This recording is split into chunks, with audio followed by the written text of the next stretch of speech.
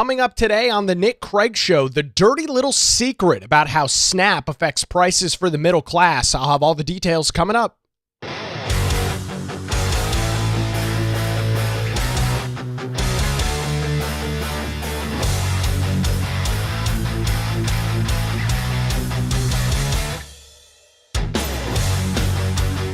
And a good Friday morning to you. Welcome into the Nick Craig Show, streaming live this morning on YouTube, Rumble, X, and Facebook. Don't forget that you can take the show with you 24/7 on demand by checking out the Nick Craig Show in your favorite podcast app.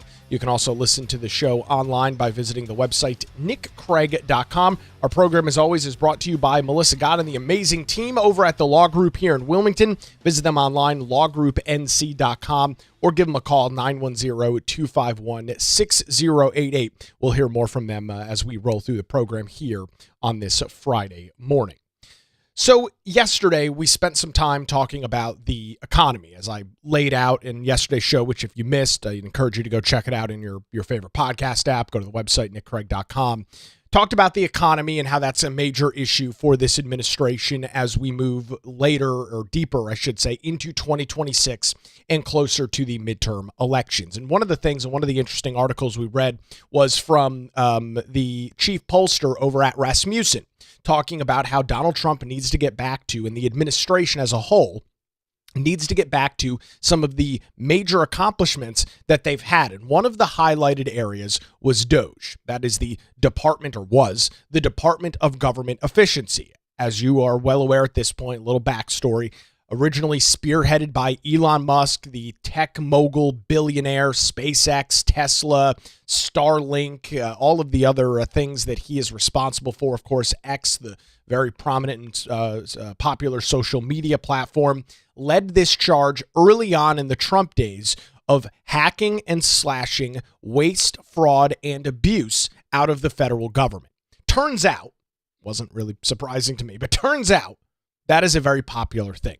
The vast majority of Americans across a wide spectrum of political identities and ideologies do not want there to be large amounts, or really any, waste, fraud, or abuse within the federal government. Right? It was something that the president talked about. He ran on it before he was the president back in 2024. And in the early days of the Trump administration, we saw a very effective strategy that I think worked out very well for the president. When you go back, 8-9 months and look at approval ratings for what was going on with DOGE, it was pretty popular. People, again, across party lines, across ideological lines, were very much in favor of what they were seeing out of the federal government. They were very popular. These ideas, this cutting, this hacking and slashing was a good thing. Now, of course, some on the left were freaking out about it. You saw, the Stephen Colbert's and all these other talking heads on the left joking about how the president and Elon Musk are using chainsaws and they're just completely eviscerating the federal government, and it's all going to come crumbling down. It's going to collapse right in front of our very eyes. Here we are, months and months later. That, of course, has not happened. Typical fear-mongering, typical outrage that doesn't come to any fruition at all. But across, outside of those more progressive individuals on the left, most people said, yeah, this makes a lot of sense. If people are gaming the system, if people are scamming state and federal governments, we don't like that. We don't like paying our taxes. I mean, nobody does. We're rapidly approaching the most wonderful time of the year, tax season, here across North Carolina, and of course at the federal level as well. Nobody likes sending large sums of their income to the federal government, whether you're doing that in your paycheck or if you're lucky like me as a contractor writing a big old fat check to the federal government every year. Nobody likes that. So this concept, this notion, this idea of cutting out some of this garbage that's going on is a very popular thing. That is well understood. So you break down waste, fraud, and abuse. You start off with waste, which kind of makes a lot of sense. It's kind of self-explanatory. Maybe it's duplicate services and things that are going on. You're spending a lot of money on something with no measurable ROI. Maybe you're not utilizing something at all. I think that's what many individuals would describe as waste, right? A personal example would be if you're paying for a bunch of streaming services and you're not watching any content on them, right? You would describe that as wasteful spending. You're spending $12 a month or whatever it is on Peacock or Netflix or whatever service, and you're not watching anything. I mean, so you could make the argument you're quote unquote wasting that money. You're not utilizing the service. So waste, we understand what that is. Fraud, we also understand what that is. And we saw that just back a couple of months ago. We saw the story explode out of portions of Minnesota, Minneapolis, in and around that area with this major daycare / food assistance scam that was being run in that state, where individuals were hosing the federal and local governments to the tune of, now we're understanding, potentially tens of billions of dollars, not providing services that they claim, not providing childcare services or daycare services, not feeding individuals that are less fortunate, as many of these entities were set up to do, told the government that's what they were doing. None of that was going on. And so that is, the quintessential textbook definition of fraud. We understand that definition. Abuse is one that I think is a little bit more ambiguous, right? Waste, we understand. Fraud, we understand. And of course, we know what the term is, abuse. We're not, we understand what that term means. But I think you can use it to describe a couple of different things. And I've got an example for you today of what I would describe as abuse by the abuse by the private sector as it relates to federal government spending, and how there is a real impact on everyday Americans, because the impact is in fact very, very real. So maybe you had the pleasure over the last couple of weeks, the big game was a couple of weeks ago, maybe you were tasked with going to the store and purchasing some chips and things of that nature, typically that you would bring to a party or a gathering. A pretty common thing, I think most of us have done a time or two in our lives. And this is something that is not inherently new.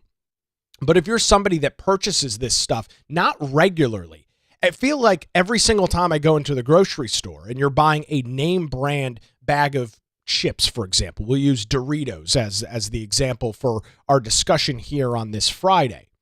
When you're purchasing something like that, the price has continually shot up to the point now where, unless you're getting it on some sort of deal or sale and the grocer that you're buying from has it discounted, you're spending $5, $6, maybe even $7 on a bag of chips, which is incredibly expensive. Now, we're not talking about gas station prices. Those are, of course, always going to be more expensive based on the convenience fee, the convenience factor. That is what you're paying for. It's literally called a convenience store for that reason. I'm talking about going to a normal grocery store, a Food Lion, a Harris Teeter, a Publix, even a Walmart grocery. $5, $6, $7. And of course, the fun in all of that is after you spend $5.50 or $6 on a bag of Doritos, you bring it to your party, you open the bag and you find out that 70% of the bag is air. I mean, you open the bag up and look down inside of it and you see that the bottom third of the bag is actually filled with the product that you're wanting to consume. The rest of it is all air. That's one of the terms that is used to describe that in recent years is shrinkflation. The price of something stays the same or goes up slightly, and the amount of product that you are getting, the amount of product that you are able to consume is actually going down. So the price may not even be fluctuating that much, but you're getting significantly less product than you were in the past. And so this has been something that has been the prices of these kind of name brand chips, name brand junk food items, which is overall what we'll call a lot of this stuff. We're talking about candies and cookies and chips and things of that nature. Those prices have been steadily increasing, which is not necessarily shocking or surprising, because like many other things in the food industry, some of the input costs have become more expensive, but it seems to have hit almost a breaking point. I mean, you get to the period of time where you're going through and doing your grocery shopping and you look down and you say, does this make sense to purchase? Does it really make sense for me to spend $5.50, $6, $7 on a single bag of chips? It's a pretty high cost when you compare what else is available in the grocery store in and around that price. And so over the last couple of weeks, there's been some interesting announcements from one of the major manufacturers of a lot of these products, that is PepsiCo and Frito-Lay. the news from PepsiCo and Frito-Lay over the last couple of weeks, and I've got an article published back February the 3rd over at the Associated Press that reads as follows. PepsiCo, which is also is a subsidiary of Frito-Lay, is cutting prices on Lay's, Doritos, Cheetos, and Tostitos chips this year to win back customers, exacerbated by years of price hikes. Very interesting. It goes on. The PepsiCo chairman and CEO said during a conference call in early February, for some consumers, low and middle class income customers, the biggest friction they have today in our category is affordability. So we have been testing multiple ways to give them affordability. Interesting. The Associated Press article goes on to say, PepsiCo has leaned on price increases as the cost of packaging, ingredients, and transportation rose. In the fourth quarter, PepsiCo, which is, of course, Pepsi, but then, as I mentioned, Lay's, Doritos, Cheetos, Tostitos, a couple of those other brands. In the fourth quarter, they hiked prices by another 4.5% globally. Prices for PepsiCo beverages, which is all the Pepsi and all their subsidiary brands, rose 7% in North America, while prices for the company's stock ticked up 1%. That has pumped up revenue, including in the most recent quarter. PepsiCo said that its net revenue rose by nearly a little over 5.5% to $29.3 billion in the October to December period. That was higher than the $28.9 billion that Wall Street was expecting, according to analysts. But the price hikes have also weakened demand, and consumers have begun swapping out brands they're familiar with for cheaper versions or cutting back altogether. Volume for PepsiCo snacks like Doritos and Cheetos fell 1% in the recent quarter, with North American beverage volume dropping 4%. Globally, PepsiCo said that beverage volumes rose 1%, while food volumes fell 2%. Now, that's all I'm going to bring you from the Associated Press article, because I saw this come across, and then I saw a couple of other major and larger outlets covering this story as well, and I started thinking, like, what is going on here? Because I've got another article from this article from the Associated Press, and another one talking about some major cost cutting coming over at PepsiCo. And so it is, and that seemed abnormal, because what we're talking about is price cutting anywhere between 15 and 25%, right? Which is a massive price reduction. And yes, we're talking about, in the grand scheme of large purchases, something relatively small. But a 15 to 20% reduction in price is pretty legitimate. I mean, that's a huge savings, a huge discount. So I got to thinking, why is that's massive? Why is this happening?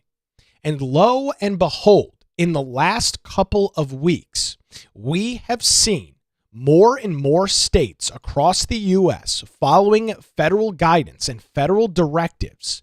Many states now are restricting the purchase of soft drinks, soda, which of course Pepsi would be a major brand of, junk food, Doritos, Cheetos, things of that nature, cookies, candy, sweets, all of that stuff. We now have more than 18 states that are restricting those kinds of purchases for individuals that are under SNAP. Now, if you're not necessarily familiar with SNAP, you might be familiar with EBT, or you might be familiar with what used to be called food stamps. Food stamps has now transitioned its way into the program that is known as SNAP, the Supplemental Nutrition Assistance Program. That is what it is called. It is administered in large part by the federal government, but it is the state that is it is funded in large part by the federal government, but it is the states that are the administrators of SNAP, of EBT, of what used to be called food stamps. And so I got to looking. Is there some sort of correlation here? Right? The 18 states have now restricted the purchase of Doritos and Pepsi and this, Coke and all of these other products with the use of these electronic benefits. So I started digging around and I couldn't really find anything. And then finally, just a couple of days ago, I came across an article over at a a group that covers financial issues. And the headline of the article is this: when government subsidies stopped, Doritos got 15% cheaper. And so before we go into the details on this very, what I will describe as well-written article, let me explain what's going on here. For years, the federal government has been subsidizing the cost of garbage food, junk food, not healthy, not nutritious options. The federal government has subsidized those costs for individuals that are low income, those living in poverty that are eligible for SNAP or EBT.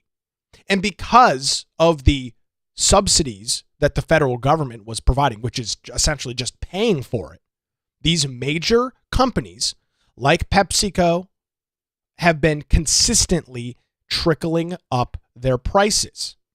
We have seen this now for years. And I really didn't put two and two together. I guess I should have. It just didn't really cross my mind that these companies were raising those prices because so much of the purchases of those products were coming from individuals who were taking advantage, not necessarily in a bad way, but taking advantage of these federal programs, of these state level programs to provide them essentially free money to go out and go to the grocery store. And so think about how that plays out. You've got this major food and beverage company known as PepsiCo. They know that a large percentage, which we'll get into the numbers here in a few minutes, a large percentage of their sales are coming from individuals that aren't paying out of pocket for it, right? They're using SNAP to cover the costs. And so for the end consumer who's using these EBT benefits, the cost going up a couple of cents here and there, a dollar here and there, isn't that big of a deal because you're not coming out of pocket for this stuff anyway. And so I go back to waste, fraud, and what I would describe as abuse. And I think this fits a definition of abuse. These major companies, knowing that the federal government was footing the bill on this stuff, continued to raise the prices of these products, knowing that the individuals taking advantage of some of these federal programs didn't care about the cost. Meanwhile, you and I, the middle class, everyday American consumer who makes too much money to be eligible for these programs, you and I are the ones getting screwed. You and I are the ones that when we're getting ready to go to the party for the big game and are asked to swing by the grocery store and pick up some snacks, pick up some chips and dips and things of that nature, you and I are paying these excised costs because the federal government is covering the tab for individuals on SNAP and electronic benefits. That is the dirty little secret that is going on within this industry. I cannot believe that I have not heard or seen any coverage about this, and I'm glad I kind of saw the headline and made a weird face when I saw it because something didn't add up, and I'm glad that I dove into it. So going into this article over at shiftsovereign.com, when the government subsidies stopped, Doritos got 15% cheaper. And going through the details, it states as follows. PepsiCo spent $2.8 million last year lobbying to keep junk food eligible for food stamps. But last week, after Health and Human Services Secretary Robert F. Kennedy Jr. got 18 states to ban SNAP purchases of products like soda, candy, and processed snacks, PepsiCo announced a price cut of up to 15% on Doritos, Lay's, Tostitos, and other Frito-Lay products. The company's official explanation was, quote, affordability, with the CEO of PepsiCo citing low-income customers are switching to store brands.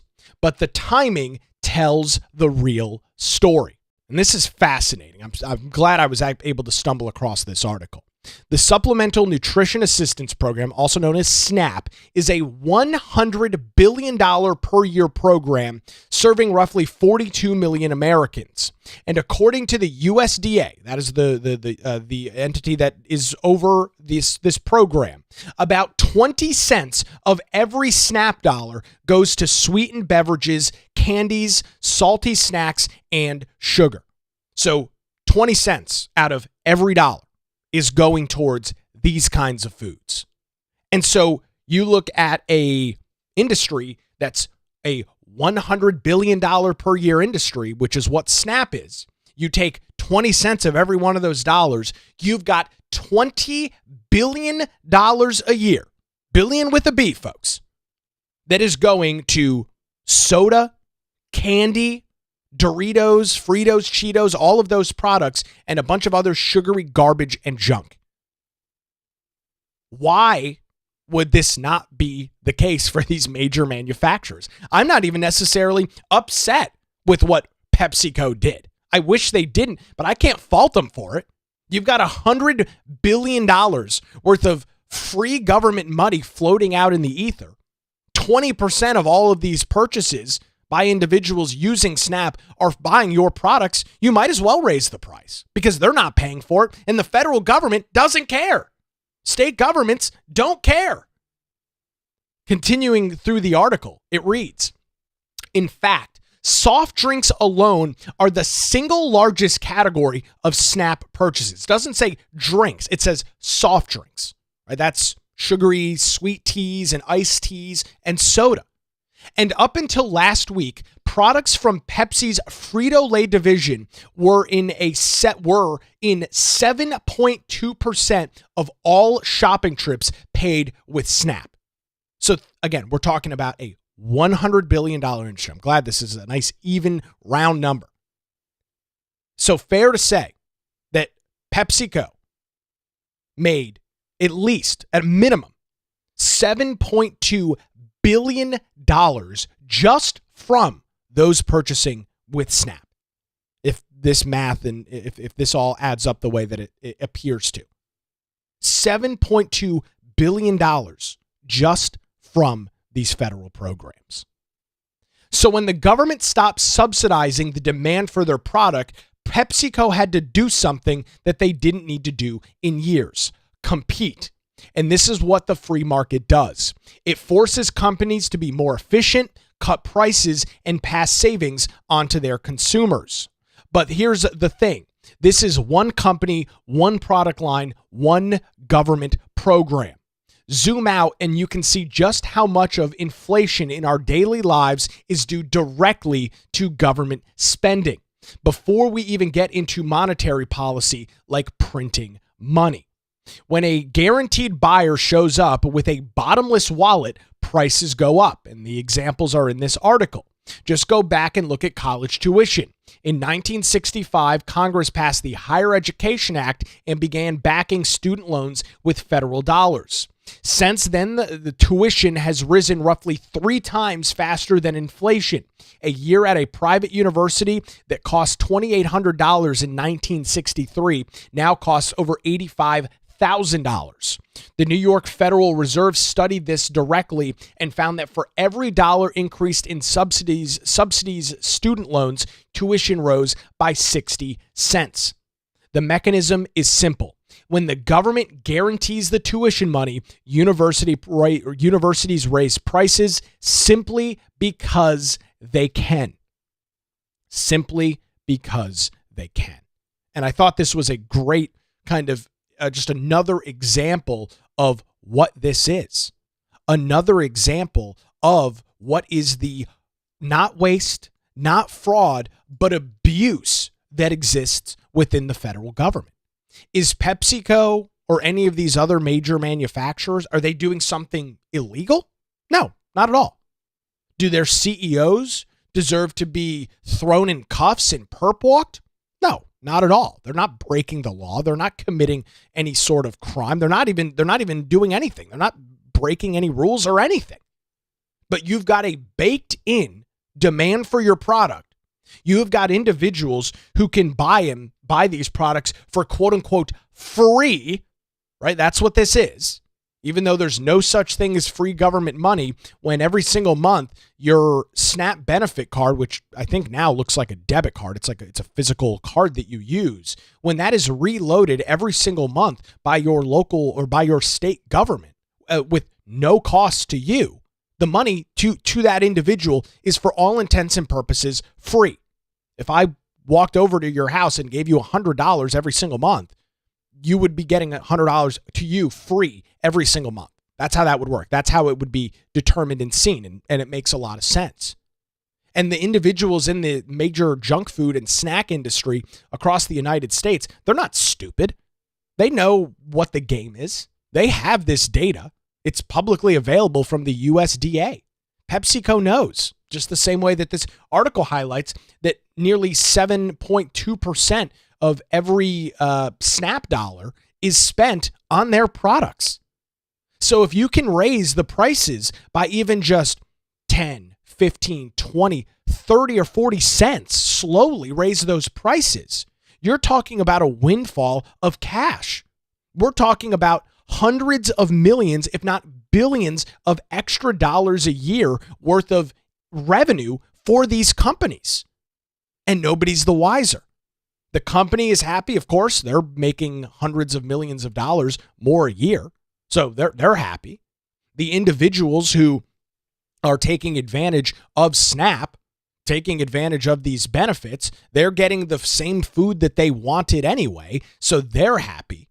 And the problem with all of this is the government doesn't care, right? That's the issue with all of this. This is the largest issue with government as a whole. There's no incentive.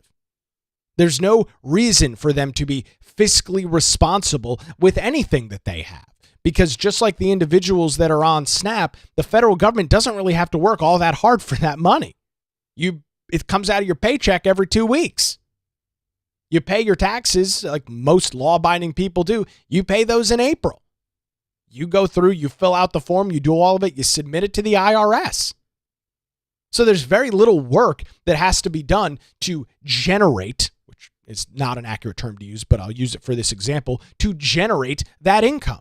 That's the largest issue with government.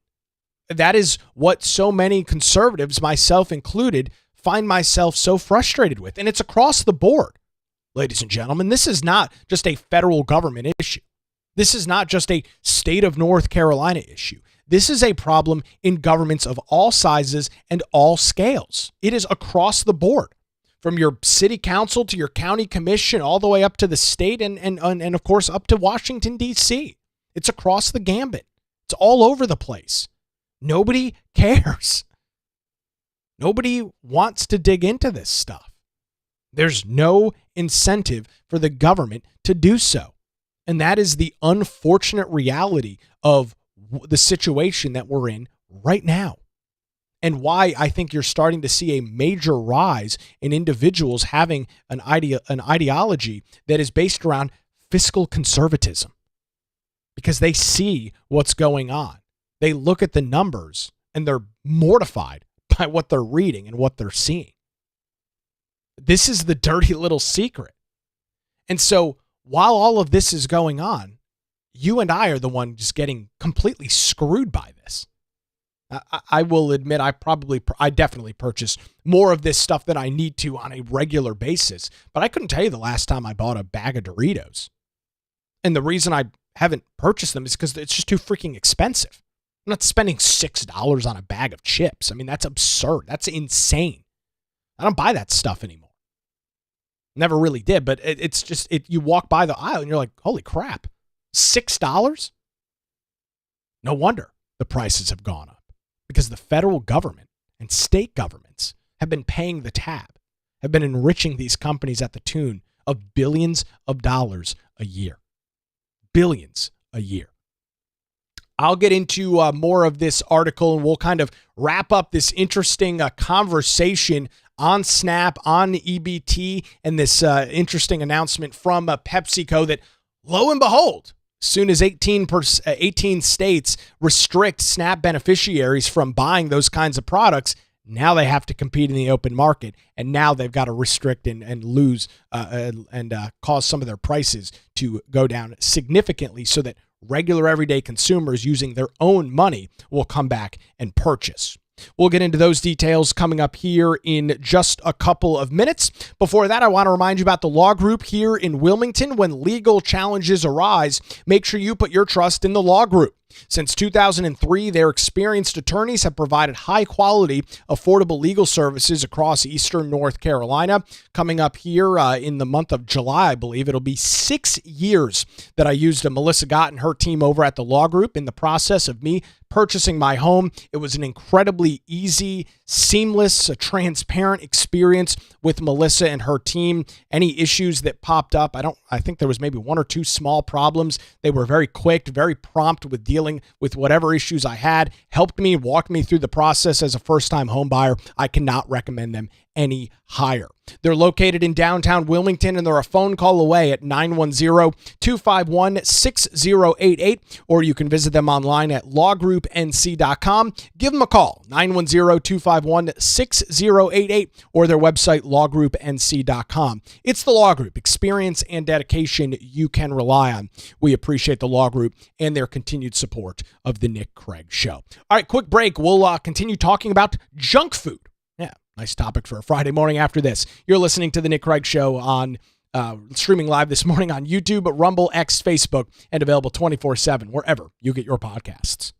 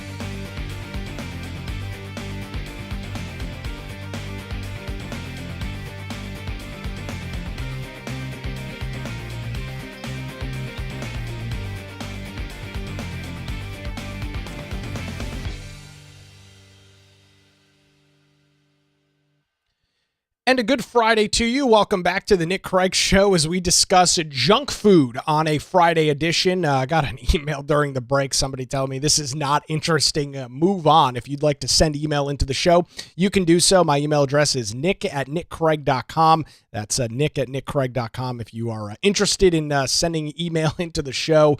I think it's incredibly interesting. And it is building the pattern that you've heard from individuals like the Treasury Secretary and Scott Bassett. He has made the claim, and you've heard this from other people too, Elon Musk and even the president himself. If you just cut out all of the abuses, all of the waste, all of the fraud going on within the federal government, we, ladies and gentlemen, would not have to every single year argue about, oh, we got to balance the budget. We got to balance the budget. You wouldn't have to worry about balancing the budget if this much money wasn't being siphoned out of the government at federal and state levels. That is why this is relevant. That is why things like this need to be discussed. It is the definition of death by 1,000 cuts. And that's exactly what you're seeing going on here with government waste, fraud, and abuse. It's not just one entity that's sucking the government dry. It is all of these little things. And now I say little, there's large sums of money, tens of billions of dollars here and there. But when you look at the grand scheme of all the government spending, it's all of these smaller little things that lead us to the situation that we're in, which is consistent deficit spending. It's been that way for decades. So it is very real. There is real implications for this stuff. And as we continue the discussion on junk food, it's affecting you and I. If you want to purchase this stuff, which I'm not here to be the health police, I'm anything but a shining example of health. Don't believe me, ask my girlfriend about it. My eating habits, not great. Not great. I'll be the first to admit that. It's affecting everybody. Anybody that's purchasing this stuff, which turns out a lot of people do. Go to a grocery store and just start walking around and look at what's in people's carts. People are buying this stuff.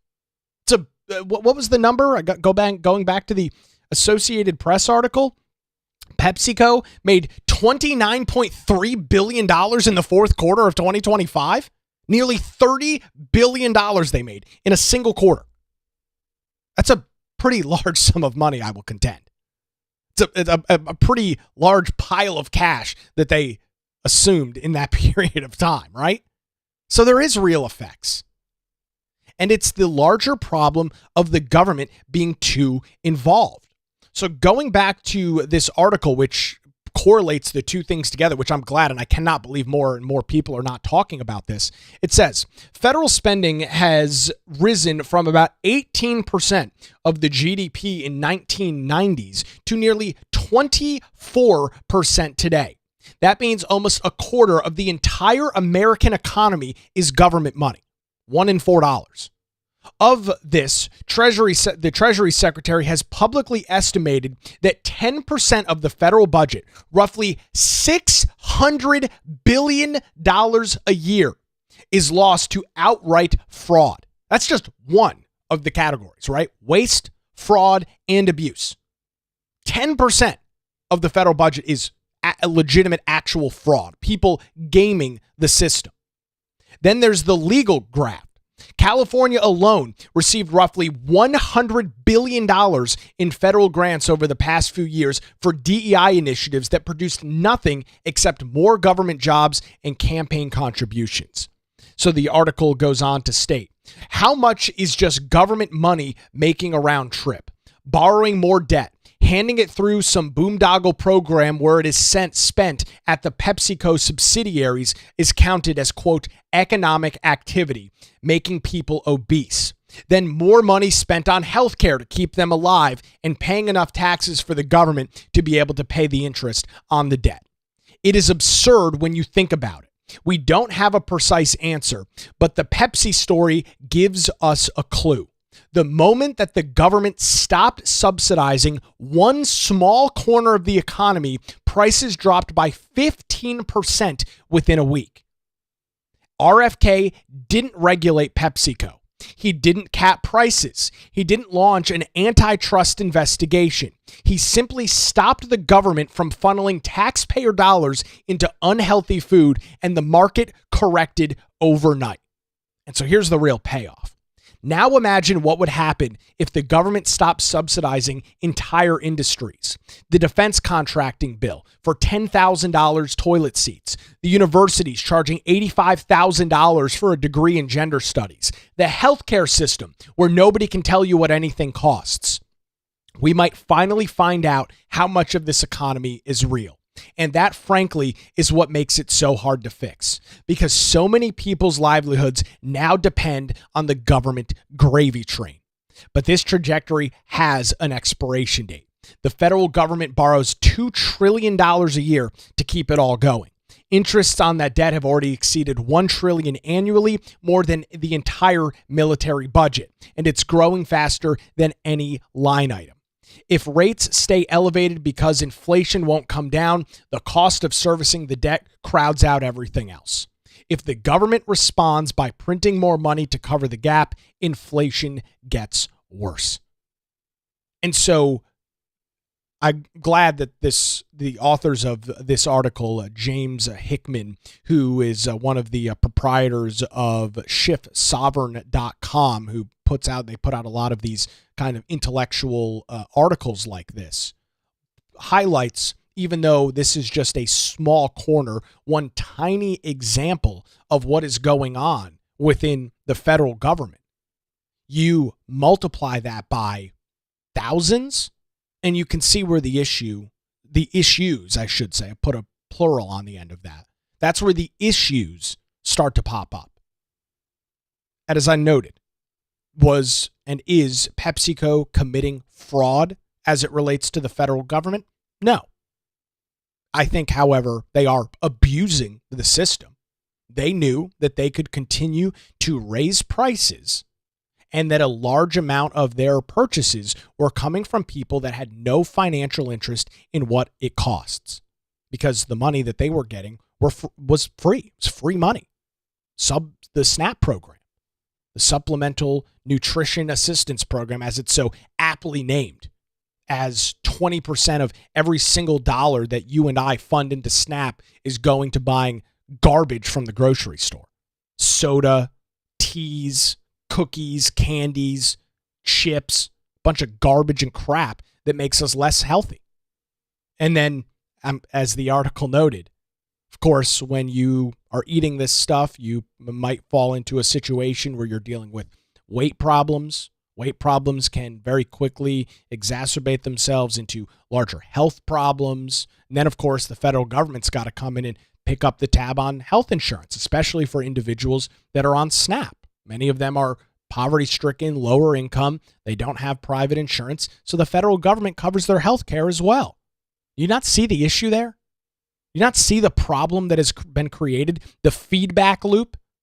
I mean, you're just essentially rinsing money through the government. That's all that's happening. You're giving a bunch of money to PepsiCo, U.S. taxpayer dollars, your dollars and my dollars, for them to continue to produce these products, to continue to raise the prices. Meanwhile, more and more people are unhealthy. More and more people are dealing with health concerns as it relates to the unhealthy nature of what they eat. And then you and I get to pay for it on the backside too, with all of the rising healthcare costs. It's a disastrous system. It is a complete and total disaster. And I'm, as I've mentioned a couple of times, generally surprised I've not seen more coverage of this.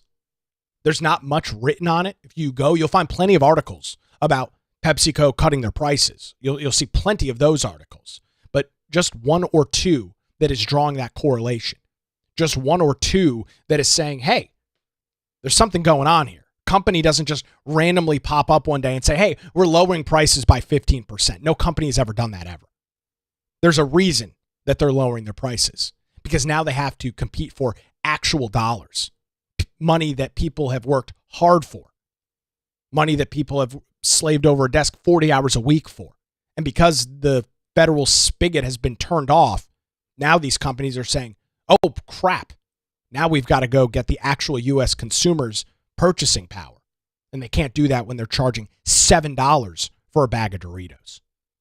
So that's the real implication. That's the real impact. We're paying for it on the front side because we're funding all these programs. You and I are paying for it if we're purchasing these products, which many of us do, depending on how regularly or not. And then, of course, we're paying for the healthcare costs associated with it. It's the biggest problem with government, and it all rolls down to one word: accountability, which does not really exist. There is no financial accountability. There's no financial incentive. None of this stuff exists within governments at all levels. It's always the status quo. It's just the way that we do things, right? My favorite example of a phrase out of government, or really anybody. It's just the way that we do things. So, great. U.S. borrowing $2 trillion a year, deficit continues to spiral out of control. And all for what? So that Frito-Lay can make $30 billion in Q4 of last year? Great. Phenomenal. Makes me feel good. I'm not anti-business. I'm not upset that they're making money. I'm pissed off by the fact that the U.S. taxpayer, I'm subsidizing this crap. And then I'm having to pay these higher prices because they continue to raise it. That's the part that really pisses me off beyond belief. A couple of comments coming in on our live chat. Whenever the government pays for services, price goes up. The government will pay any price, kickbacks. The suppliers take advantage of it, and the taxpayers foot the bill. Absolutely. Interesting. When the feds subsidize things, the prices go up. Happens in college, healthcare, and now junk food. Wow. Interesting find, Nick. Thanks, B.I. Carlton. A great comment coming in there. If SNAP was paying 20% on junk food, then that was $480 of the $2,400 per recipient per month on junk food. Yeah, that's the issue. I mean, it's a huge, large sum of money, and nobody seems to care. I mean, that's the sad reality of this. And props to RFK Jr. I'll note, North Carolina is not one of these 18 states that have gone forward with these restrictions yet, and we need to. Here are the list of states that have done so thus far. Let me see here. We've got Arkansas, Colorado, Florida, Hawaii, Idaho, Indiana, Iowa, Louisiana, Missouri, Nebraska, North Dakota, Oklahoma, South Carolina, Tennessee, Texas, Utah, Virginia, and West Virginia. North Carolina needs to be added to this list. Now, the General Assembly has not been in session so far this year. They are slated to come back after after the primary elections coming up here in a couple of weeks. And so I am hopeful that when the General Assembly comes back in, that they pass some legislation that restricts the purchases of these kind of foods. There's no reason that SNAP benefits need to be going towards soda, chips, candy, sweets, and a whole bunch of other garbage. That's a problem. Another interesting comment coming in. Threatening people's food is a powerful tool. The fact that you had someone email to register their negative feelings towards this topic is an example of how attached people are to food. Of course, right? You need it to live. But I mean, it's so ironic when you look at the name SNAP. I mean, it used to be called food stamps, which at least made more sense. Now it's called SNAP. It's supposed to be nutrition is the N in SNAP. There's no nutrition going on here. It doesn't exist. Go to the grocery store and see. And I'm not trying to be ugly about this, but go to a grocery store and watch what's in somebody's cart who's swiping a SNAP card. It's a bunch of garbage and crap. And you and I are footing the bill for it. You know, I'm having to buy store brand cereal and store brand things from the store because everything else is too freaking expensive. Meanwhile, SNAP recipients rolling in and out of the store with everything's name brand, and I'm paying for it. Lucky me. Lucky you. I'm not saying that SNAP needs to go away. I'm not saying that the federal government, I'm not necessarily saying that those programs should just vanish. I think there's some good within these programs, but it needs to be restricted. If you're somebody that cannot afford food on your own, which is what SNAP and prior to that, food stamps was created to help individuals living in the lower class, those living on the line of poverty, then it should go towards purchasing food that is some level of nutrition. There's no nutrition in a bag of Doritos. There's no nutrition in a 2 liter of Coke. There's not. Zero. Absolutely zero. And so spread this around. Get this conversation started. I'm generally shocked that nobody is talking about this. Fortunately, RFK Jr. and the Trump administration's Make America Healthy Again, MAHA initiative is good stuff. It's one of the things that is not getting the media coverage as would be expected, but these are major things that I would argue long term could have a major impact for the United States. Final comment coming in, RFK Jr., the pushback against him was incredible. We know why. He's disrupting the gravy train for big food and working on big pharma. Trump's cabinet is taking a machete to abuse. They absolutely are. Great comment, Leslie, and I think you're 100% right with that. They are taking the chainsaw. They're taking the machete to this stuff, and it needs to be done. I mean, I can't tell you how many times, even when I was on the radio here in Wilmington or since this show launched a little over a year ago, how many times have we talked about government spending? I mean, we go around and around and around and around about, oh, well, we can do this or we can do that. How about you just cut this shit out? How about that? I mean, let's just start there. Maybe if we just did that first, we wouldn't have to have this debate every 6 months over government spending. Let's just get rid of the garbage, get rid of the crap, get rid of the waste, the fraud, the abuse, and then we don't have to have these discussions anymore. The U.S. economy will start chugging along as normal. However, there's one interesting point that's noted in this article. Because so much money in the economy, nearly $1 in every $4 is a federal subsidy, what happens? It's a genuine question. I don't know. But you've got this money that's just being washed through all these different layers of bureaucracy in the federal government. What happens when you pull $1 out of every $4 out of circulation? But it has to be done. It's obviously not sustainable. You can't be running a $2 trillion a year deficit every single year. And you're not going to fix that deficit by picking off tiny little things here and there. You've got to do a wide sweep of all of these programs and just erase this stuff. If you are in a position where you can't afford food, that is a miserable situation. I'm sorry you're dealing with that. The U.S. taxpayer, we are generous people as just natured-wise. We are. We want to help people. There's a right way to help somebody, and there's a wrong way to help somebody. And I can promise you, giving individuals money on a snap card so they can go out and purchase Doritos and Cheetos and Pepsi and Coke is not the solution to the problem. I can guarantee you that is not helping. You all know exactly what I'm talking about. You can see those examples when you're out in public. It's blatantly obvious what's going on. I'll have the links to these very interesting articles. Hopefully you'll share these around. Those will be in the show notes over at patreon.com/Nick Craig. All right. One of the things, of course, that we have not really dived into, and I've been just kind of waiting to see what happens, is the continued escalation in Iran. I don't know exactly what's going to happen. Things could continue to change as quickly as this weekend from some of the more recent reporting that I've seen this morning. Not immediately clear what's going to go on. I'll be keeping an eye on that throughout the weekend. And if the U.S. does take any military action or the Iranians do something first, we'll bring it to you coming up Monday morning. I know a lot of other shows have been talking about that throughout the week. We don't have any concrete facts or really anything at this point. I just found it not to be a good use of your time or mine to pontificate on what something might happen. We'll see what happens in the coming days as those tensions continue to rise between the United States and the supreme leader in Iran. We'll keep you up to date right here on the Nick Craig Show.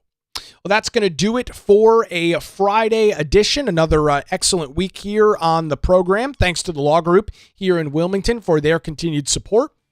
Visit them online at lawgroupnc.com.